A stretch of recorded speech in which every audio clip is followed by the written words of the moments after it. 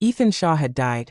Before the funeral, his wife Stella Walker packed his belongings and found a thick photo album. On the cover, it said, "My true love." She opened it. The photos inside were not of her. They were Rachel Chester, the girl Ethan had adopted years ago. Stella had always believed that Ethan saw Rachel only as his adopted daughter. However, every picture is filled with deep romantic love. Rachel was smiling, sleeping, crying. Under a photo of Rachel in a wedding dress, Ethan had written a line, "I would rather make do with it if I can't marry the one I love." After reading the secrets her husband had kept for so many years, Stella's face turned pale. After 20 years of marriage, Stella was just nothing but an unwanted alternative. The funeral began soon after. People tried to comfort her. "I'm sorry for your loss.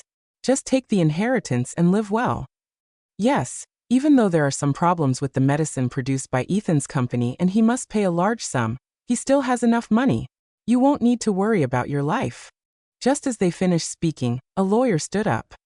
Mr. Shaw decided to leave all his money and property to Ms. Rachel Chester before he passed away. The room went silent.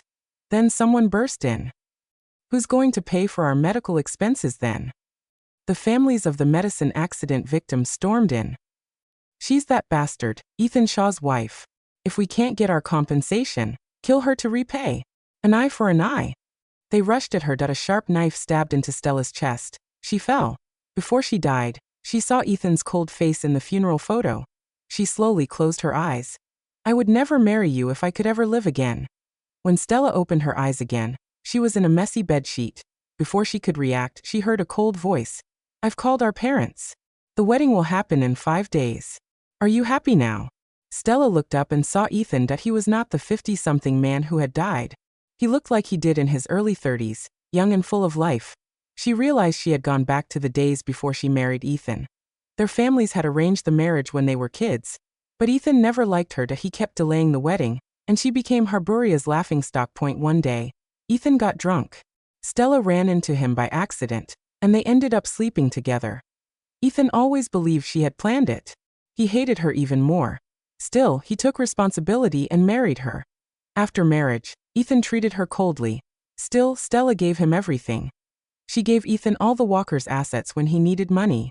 She quit her job and stayed home because Ethan did not like her to leave the house. She even walked silently in their house because Ethan wanted quiet. She lived like that for over 10 years, but she barely got a few rare smiles in return. Stella once thought he was just not good at showing emotion. At last, she knew. He had given all his love to someone else. Memories crawled over her heart, biting her piece by piece. She forced herself to calm down and looked at the man in front of her. "You don't need to take responsibility," she said calmly. "Let's cancel the engagement." She would not waste her life on a man who never loved her this time. Ethan only gave a cold laugh.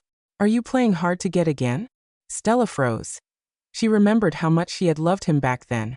She had threatened to cancel the engagement many times, but his parents always talked her out of it. So Ethan never believed she would leave. "I mean it," Stella tried to explain, but Ethan turned and walked away. He never listened to her, which was typical of him. Stella let out a quiet breath. It was fine. If she wanted to break off the engagement, she only needed to talk to his family.